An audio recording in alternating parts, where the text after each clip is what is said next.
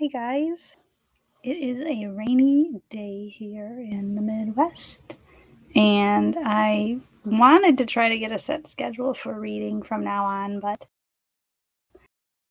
I just can't do that. So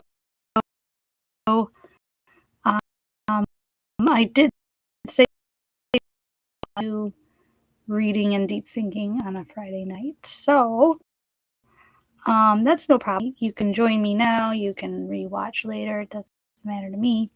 I'm just glad you're here. And I I'm just getting in the workplace after a couple months off, and so it's just adjusting. And I did want to do this reading. It's going to be more of like a rainy day reading, and it's just some interesting things in these years. Isaiah is honestly more confusing to me than anything. And I cannot make heads or tails of when these things happened. And I was just thinking how, okay, so we know they lie about the shape of our realm. They lie about different lands and different people groups. They lie about just people who is real and who is not, on the Black Mirror screen. If anyone is real, and then they just lie about so much. I'm thinking the more I read about the biblical lands, I just wonder if they literally took the lands that the Bible describes, or the cities, like we'll get into, and just shifted them over to the other side of the realm. So that's why I continue to kind of keep my ears and eyes open for clues about where the biblical lands really are, because it's super easy to just to switch, like we're going to be reading about Tyre. Okay, let's just switch the names, or we'll change it to something like it, but it won't be recognizable once, the generations are deceived long enough. So I'm thinking more about that all the time. So yeah, they've been lying for a while. Thousands of years. Hey, Pepper. All right. Well, thanks for coming. Hopefully my brain will pick up. Having issues. Hold on 1 second. Yeah, it says my signal isn't good. It should be good now. All right, so we're going to get into stuff. These chapters were weird.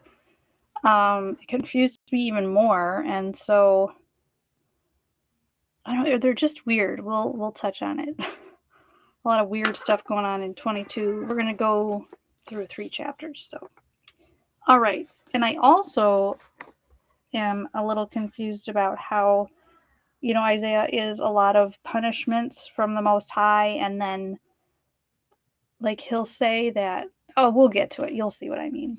So if anyone can help me out, I haven't read Isaiah in depth like this ever, I don't think, and that's a shame, but I got a little mixed up. So chapter 22, I'm going to read now from the Amplified version, because 2 reasons.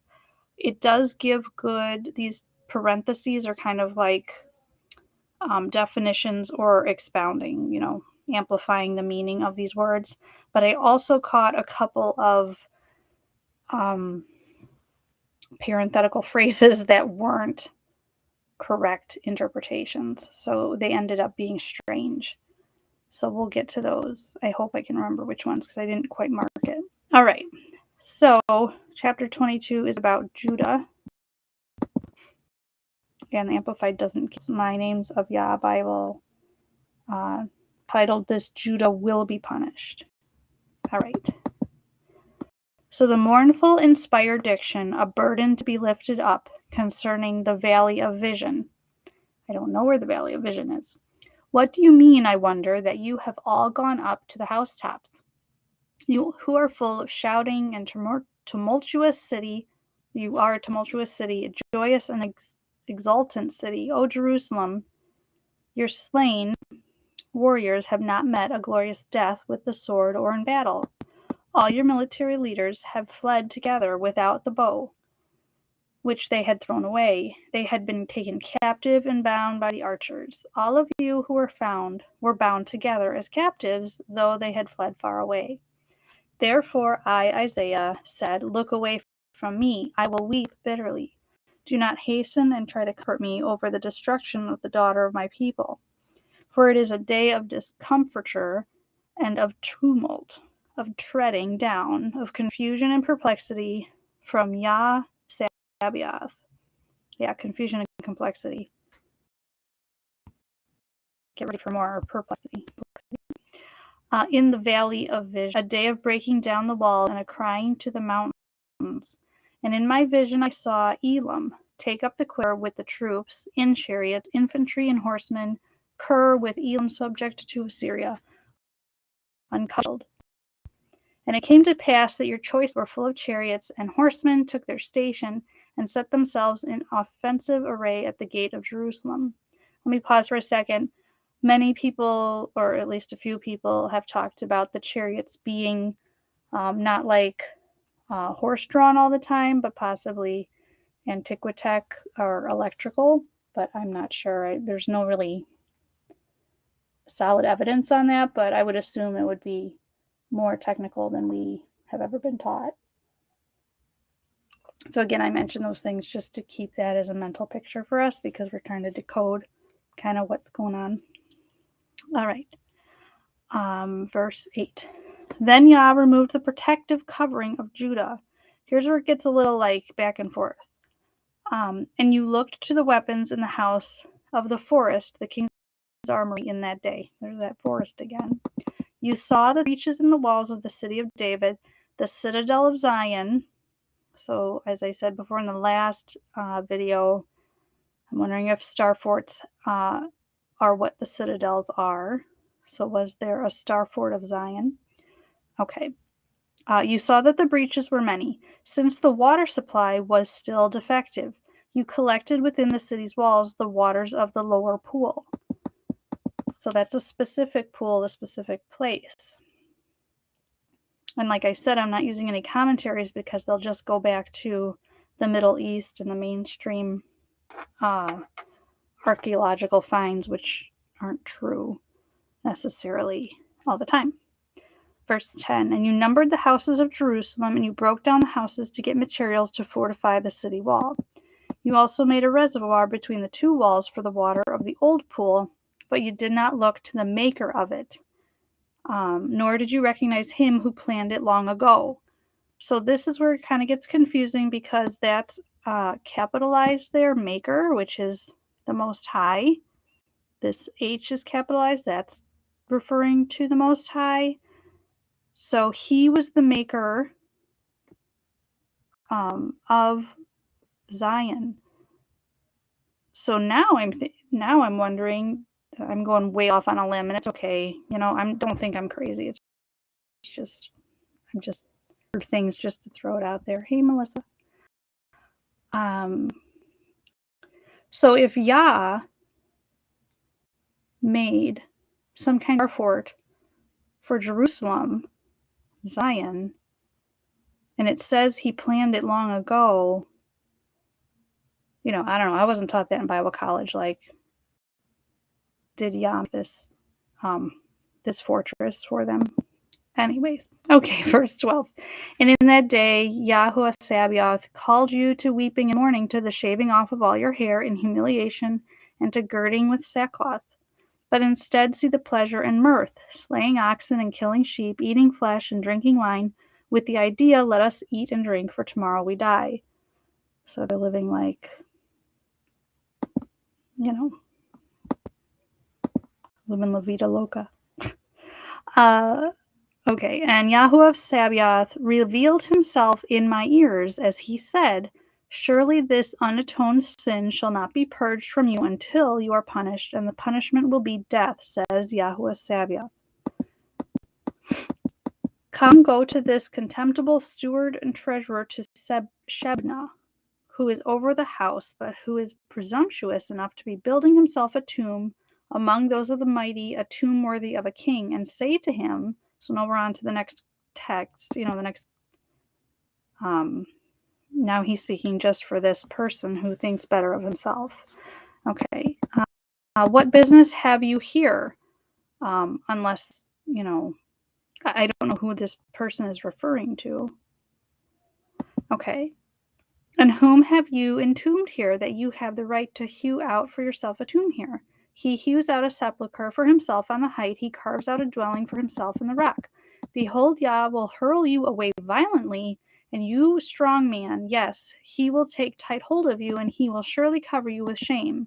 He will surely roll you up in a bundle, Shebna, and toss you like a ball into a large country. There you will die, and there will be your splendid chariots, you disgrace to your master's house.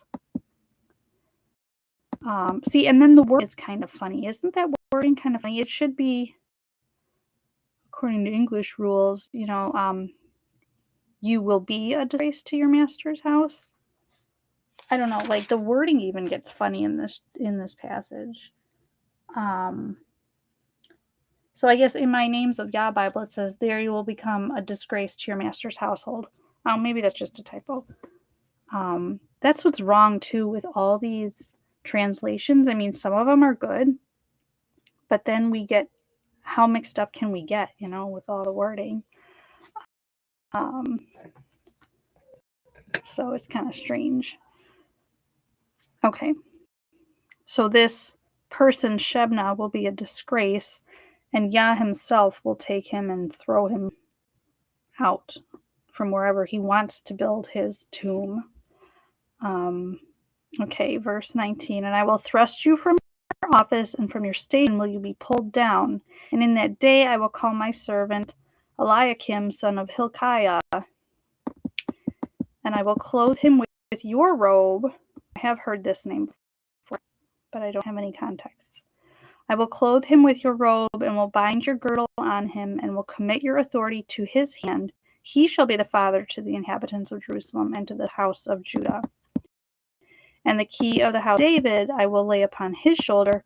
He shall open, and no one shall shut. He shall shut, and no one shall open. I will fasten him like a peg or a nail in a firm place, and he will become a throne of honor and glory to his father's house. Hang on him with honor and a whole weight of responsibility for his father's house. The offspring and issue of the family, high and low, every small vessel from the flasks and big bulging bottles. In that day, a Sabaoth, the nail or peg that was fastened, he says, fastened into sure place, shall give way and be moved and be hewn down and fall, and the burden that was upon it shall cut off, for Yah has spoken it. So that was a lot to take in. So basically, we can say that he's going to remove the evil Shebna from power and replace him with a Yah-fearing person. And he won't be able to be removed. So here's where it gets interesting with Tyre. And Tyre, supposedly, and Tarshish also is mentioned later right here. That's where Saul Paul is from, supposedly.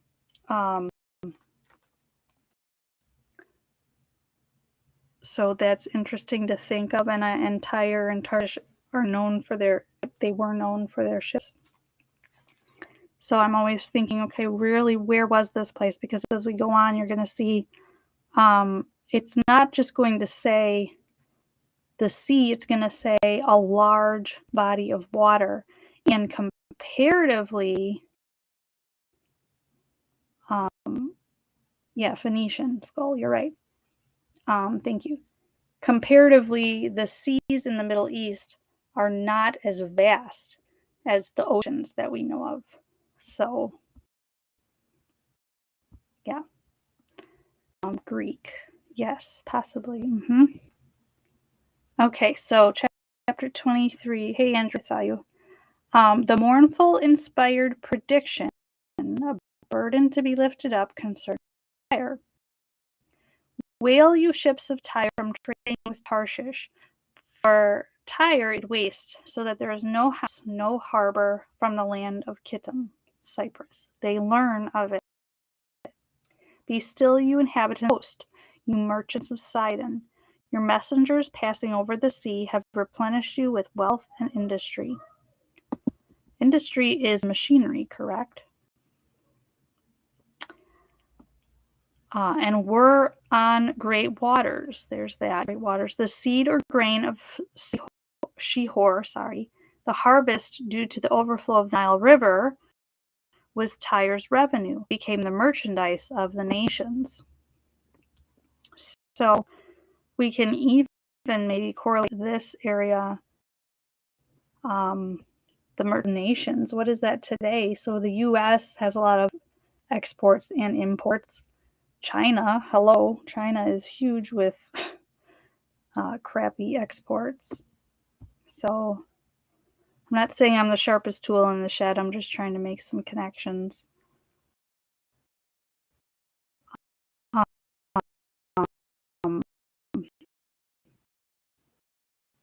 Because the Middle East is so, just doesn't make sense with the whole of history, especially and just knowing what we know in the present, what is important to higher ups, whoever they are now. You know, where are the areas in the world that they are focusing on? That's why I'm always questioning, where are we? Where are these places? Where are the places we live? No matter where you live, you know, Europe, North America, South America, all that. Okay. Be ashamed, O Sidon, mother city of Tyre, now a widow bereaved of her children, for the sea has spoken, the stronghold of the sea, saying, I have neither travailed nor brought forth children, I have neither nourished and reared young men nor brought up virgins. When the report comes to Egypt, they will be sorely pained over the report about Tyre. Pass over to Tarshish to seek safety as exiles. Wail, you inhabitants of the Tyre coast. Entire coast, maybe I could read it like that. Is this your jubilant city, whose origin dates back into antiquity? Okay, what does that mean? What are they talking about? Whose own feet are accustomed to carry her far off to settle, daughter cities? Who has purposed this against Tyre, the bestower of crowns, whose merchants were princes, whose traders were merchants? So, I'm sorry, if you look at Tyre, just do it now, I guess. Proved wrong. Sorry, my internet is slow. Let's just look where Tyre is.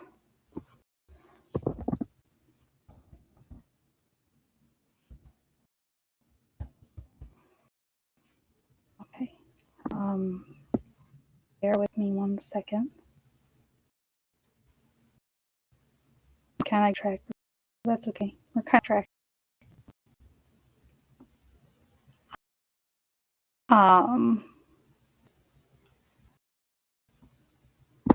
Okay.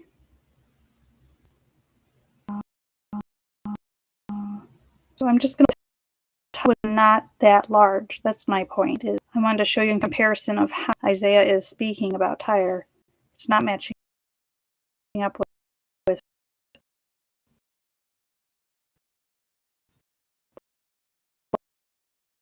what we know as Tyre.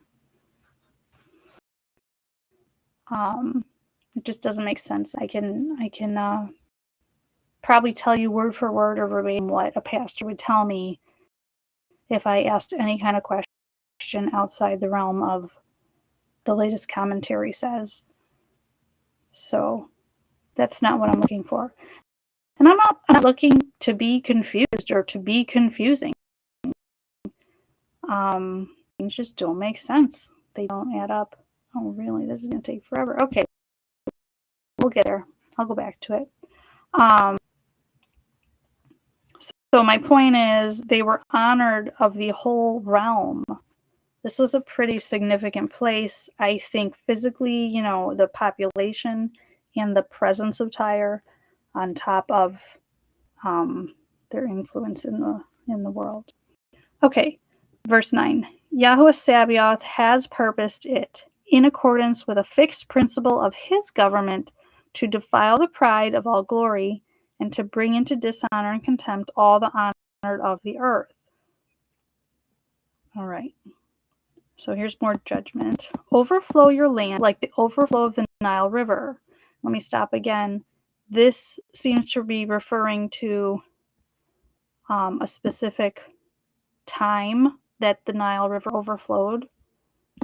But again, I'm trying to think outside the box of the commentaries. O daughter of Tarshish, there is no girdle of restraint on you anymore to make you pay tribute or customs or duties to Tyre. He, the Most High, stretched out his hand over the sea. He shook the kingdoms. Yah has given a command concerning Canaan to destroy her strongholds and fortresses, Tyre, Sidon, etc. So again, the strongholds and fortresses, those weren't,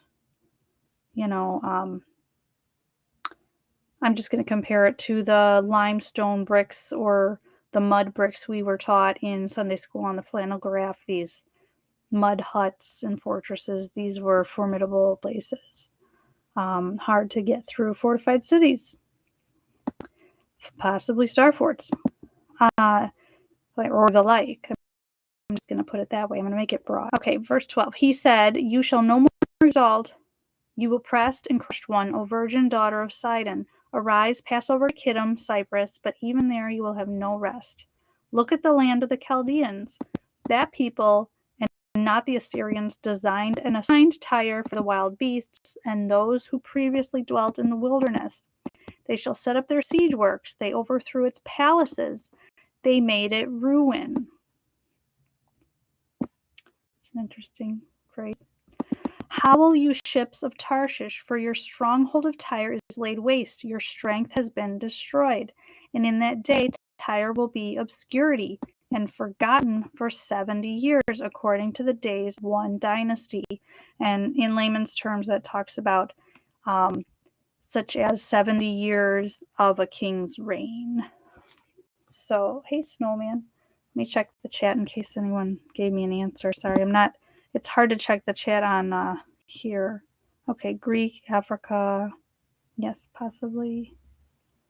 Okay. Yeah, it could be anywhere. Let's see if Google Earth can be pulled up. For all the technology we have. Oh, look, the satellite must have crashed. Maybe I'll just use something else really quick before I get too far ahead, and then we're on. Let's just go to regular Google and look up a plain old non-satellite image. Look at the stars. Well, the stars do look like.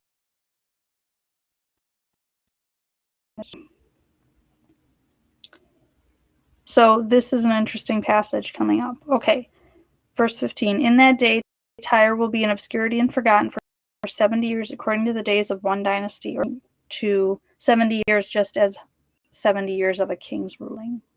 After the end of 70 years, Tyre sing as a harlot who has been forgotten, but again attracts her lovers. I just think this is strange all around to mention prostitutes. I digress. Take a harp, go up a forgotten harlot, play skillfully and make a sweet melody, sing many songs that you may be remembered. After the end of 70 years, Yah will remember Tyre. She will return to her hire and will play the harlot, resume her commerce with all the kingdoms of the world on the face of the earth. So this is where I'm getting confused. So Yah is going to remember Tyre, but playing the harlot isn't a positive thing.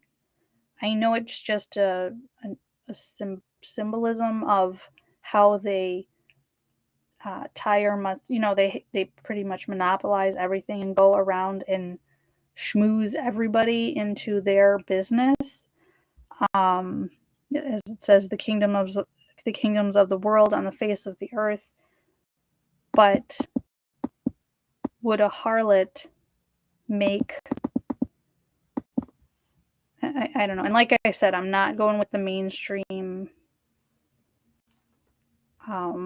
narrative of Yah gives second chances. He's looking to redeem. It just doesn't make sense to me. I mean, that's true. He does, and it's just strange. It's just strange writing for me. But maybe I'm on my own on that.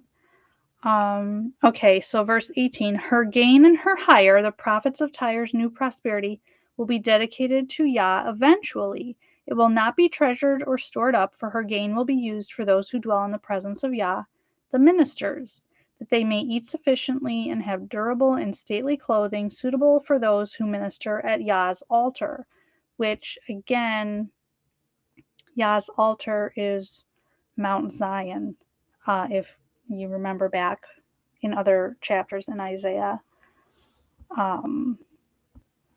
So, what was the question, Snowman? I don't know. Did I ask a question? I'm asking a lot of questions in this one.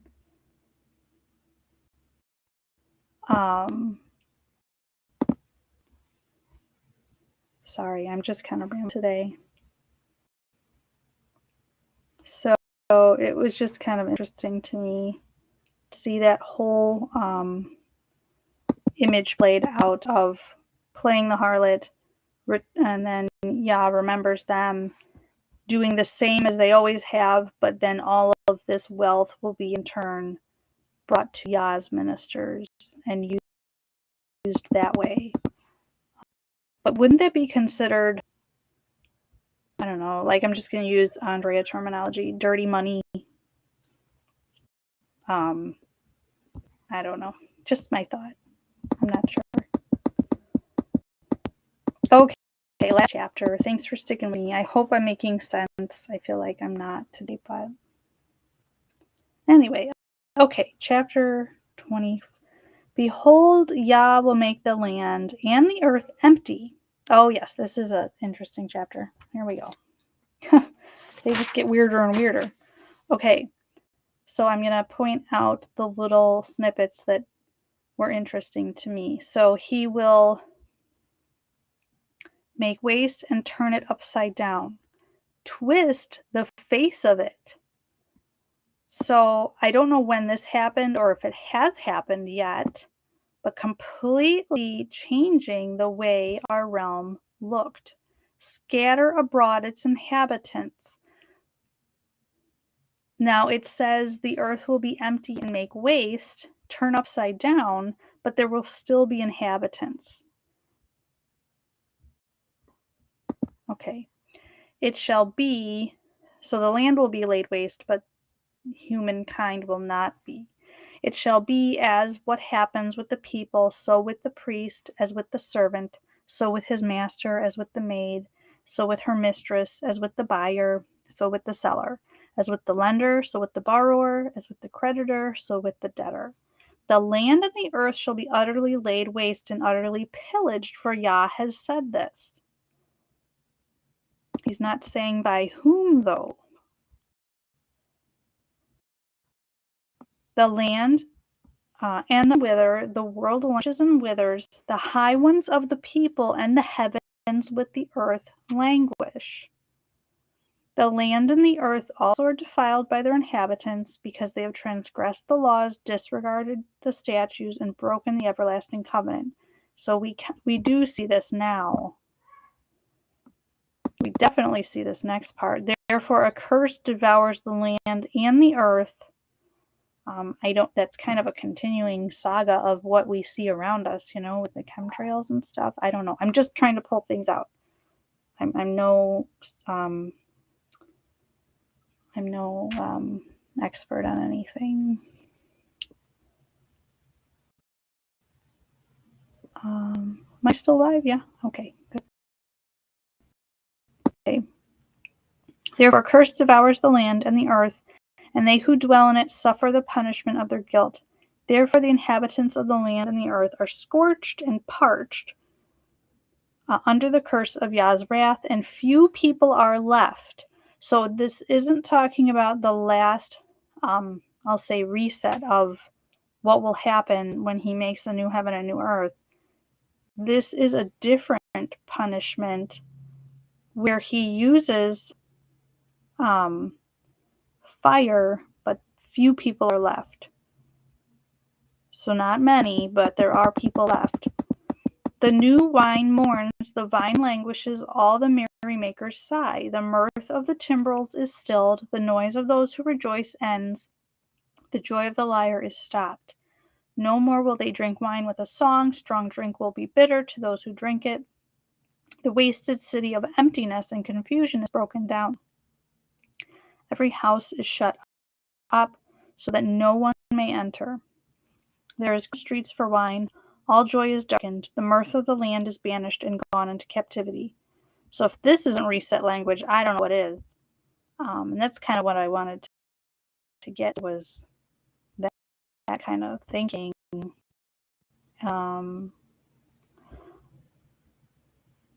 Okay. There is crying in the streets for wine. All joy is darkened. The mirth of the land is banished and gone into captivity. In the city is left desolation, and its gate is battered and destroyed. For so shall it be in the midst of the earth among the peoples, so the middle of the earth, as the shaking and beating of an olive tree, or as gleaning when the vintage is done and only a small amount of fruit remains. But these who have escaped and remain lift up their voices. They shout for the majesty of Yah. They cry aloud from the sea. It says the Mediterranean Sea, but this is the part where I said I think the Amplified has some misinterpretations. I don't think just because they say it's in the Middle Eastern, like you mentioned, Skull Greek area, this might not mean Mediterranean Sea. So I just wanted to point that out. We can't assume. Wherefore, glorify Yah in the east, whether in the region of daybreak's lights and fires or in the west. Glorify the name of Yahweh, the El of Israel, in the isles and coasts of the sea. Not necessarily the Mediterranean. From the uttermost parts of the earth have we heard the songs, glory to the righteous one and to the people of Israel. But I say, emaciated, I pine away, I pine away.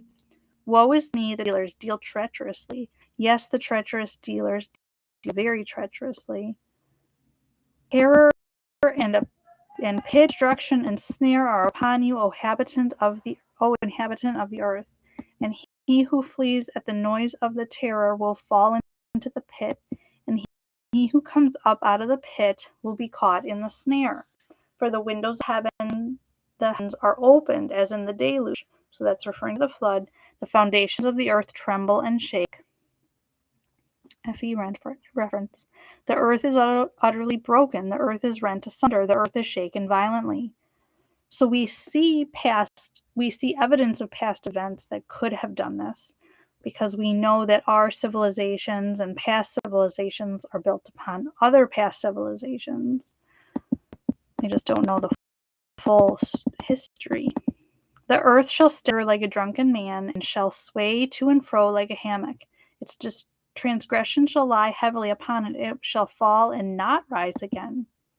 And in that day Yahweh will visit and punish the host of the high ones on high, the host of heaven and heaven, celestial beings, and the kings of the earth on the earth. So those entities ruling in the heavens that went against him, and the kings of the earth that went against him, they will be gathered together as prisoners, are gathered in a pit or a dungeon. They're in prison, and after many days they will be visited, inspected, and punished or pardoned.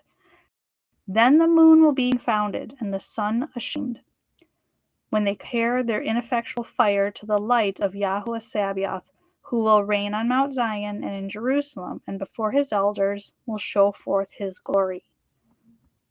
All right. So that is that. Let's try one more to find Tyre. What do you think? Especially chapter 24. It was like 22 was strange, 23 got a little interesting, 24 was the doozy. Maybe 25 will be correlating with 24. I don't know yet. I haven't read ahead. City of Tyre.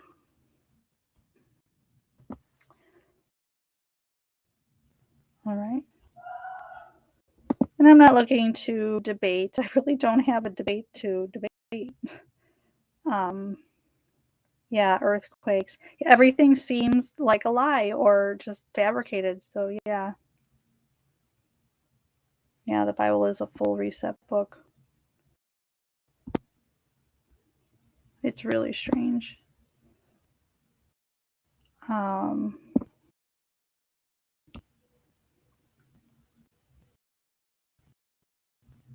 So these gestures in the Bible are obvious. Obviously, some resets are from the Most High Himself, and some resets are, made by Satan's cronies. Yeah. So, I mean, I'm trying to find anything good here. Island City of Tyre. So this is interesting to know. Alexander the Great. Still not formidable. I mean, and I'll tell you what the pastors will say. Well, the Bible's talking about, because remember, the church talks about evolution, and they go with the mainstream teachings of history. So to them, the Americas or, places in Europe besides maybe Spain were not quote unquote discovered.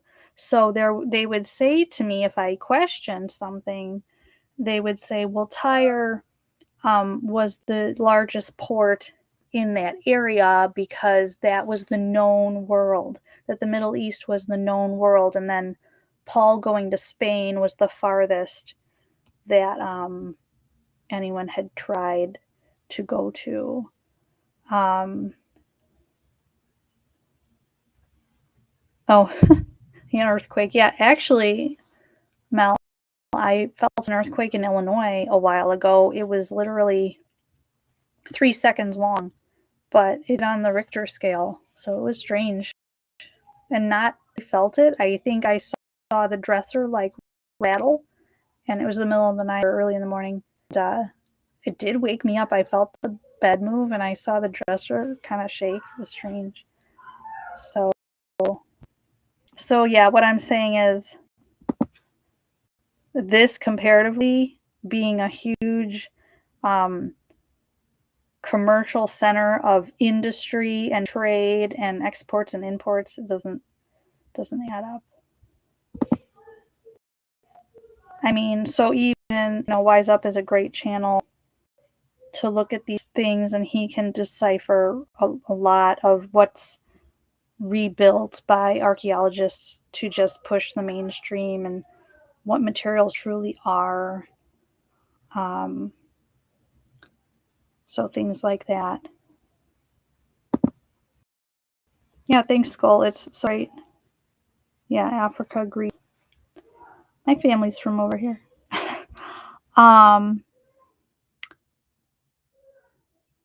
So yeah, it's interesting. Tyre, Sidon. I mean, I guess.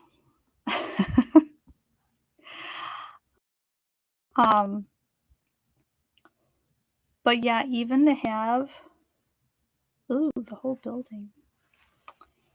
Yeah, that's scary. It happens in Colorado too. They have these huge sinkholes that open up. Your mountains, the foothills, like opens up. It collapses. It collapsed like side of the highway. I don't know, a couple years ago or last year. But they definitely do stuff with that, with dew and the volcanoes, whatever volcanoes are. Um, but one thing I wanted to mention too was this uh, wording: "The moon shall be confounded, and the sun ashamed." Like, what does that mean? Why can't they just tell us like verbatim what's going on with the sun and moon? And I know something's going on with the sun and moon now. So, did whatever happened in Isaiah 24 have an effect partially on what's going on now? We just don't know. So it's weird. A lot of the world has been made desolate. So why or when that happened, and just like Revelation may not be completely in order according to chapters, because those chapters aren't inspired. Isaiah might not be either, even though a pastor will tell you it is, that it goes through the history of the world, but maybe not. But like I said, a lot of pastors and churches will just go with the mainstream, so I just can't really tell anybody what I'm thinking. So yeah, that chapter 24 was called Yah's Great Triumph in my Names of Yah Bible. So yeah, it had a good ending. Once the earth was destroyed, the ending is good. So assumedly, if we were going by the mainstream, they would say this is about the millennial reign or whatever.